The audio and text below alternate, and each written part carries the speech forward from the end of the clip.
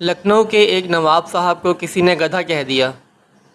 اب نواب صاحب کو بہت ناگوار گزرا اور انہوں نے کورٹ میں کیس کر دیا۔ جج نے گدھا کہنے والے سے پوچھا تو اس نے اعتراف کرتے ہوئے اپنی غلطی مان لی اور اپنے کہے پر شرمندہ ہو کر معافی مانگ لی۔ جج نے نواب صاحب سے کہا، نواب صاحب اب تو یہ معافی مانگ رہا ہے، آپ کا کیا کہنا ہے؟ اس پر نواب صاحب معافی کے لیے تیار ہو گئے، لیکن ایک شرط رکھی کہ اب کسی بھی نواب کو وہ گدھا نہیں بولے گا۔ جج نے مجرم کو بری کر دیا۔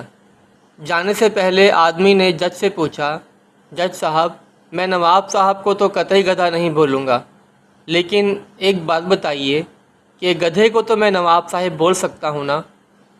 جج نے کہا، گدھے کو آپ کچھ بھی بولیے، کورٹ کا اس سے کچھ لینا دینا نہیں ہے۔ وہ آدمی نواب صاحب کی طرف مڑا اور بولا، اچھا تو نواب صاحب میں چلتا ہوں۔